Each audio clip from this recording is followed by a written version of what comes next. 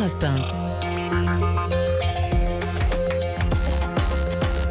Les experts européens sont avec nous. Vincent Herouet pour l'international, Nicolas Bouzou pour l'économie. Bonjour messieurs. Bonjour Dimitri. Bonjour Dimitri. Nicolas, vous allez nous parler de cette étude de Pôle emploi qui chiffre toujours, c'est pareil, à 300, peut-être 400 000 nombre d'emplois non pourvus, mais paraît-il que c'est marginal. Tiens, drôle de commentaire de Pôle emploi, on en parle dans un instant.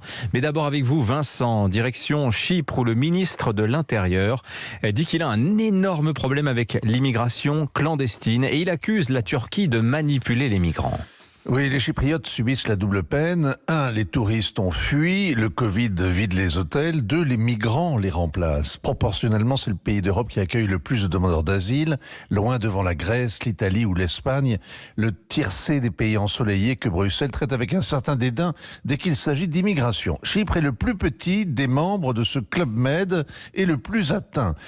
En chiffre absolu, les migrants à Chypre ne sont pas si nombreux, 40 000 personnes. Ça fait comme une petite ville avec une écrasante majorité de célibataires mâles.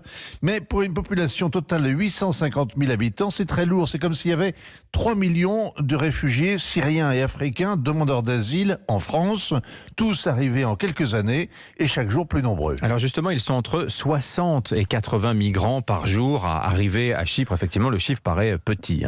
Oui, la plupart ne débarquent pas sur les côtes de l'île comme les naufragés à Lampedusa ou les Afghans qui traversent la Manche. À Chypre, en hiver, les envahisseurs viennent à pied sec.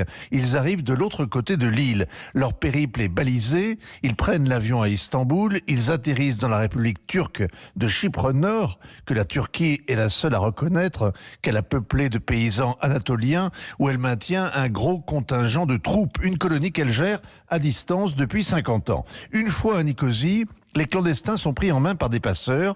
Ils leur font traverser illégalement la ligne verte, la ligne de démarcation qui sépare chypriotes grecs et chypriotes turcs, les orthodoxes des musulmans, l'Occident et l'Orient. Les migrants franchissent un fuseau horaire et ils sont abandonnés en Europe. Et c'est là qu'ils découvrent qu'ils ont été bernés. Chypre, c'est bien l'Union européenne, mais ce n'est pas l'espace Schengen. Pas question de faire une demande d'asile et de gagner Paris ou Berlin. Chypre est une impasse.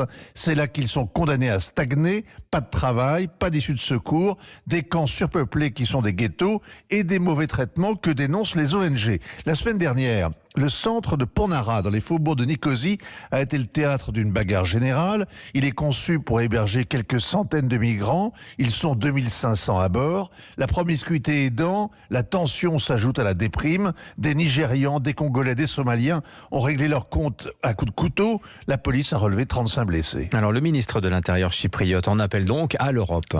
Nikos Norris cherche une protection contre les manigances du grand Turc qui déstabilise son pays. Il va recevoir après-demain la visite du patron de Frontex, c'est déjà beaucoup. Il réclame davantage encore. Il voudrait que l'agence européenne patrouille au large des côtes turques pour empêcher les départs. Il aimerait que l'Europe allonge la liste des pays reconnus comme sûrs avec lesquels il pourrait négocier le renvoi des demandeurs d'asile. Il a peu de chances d'être entendu, il n'en a aucune d'ailleurs.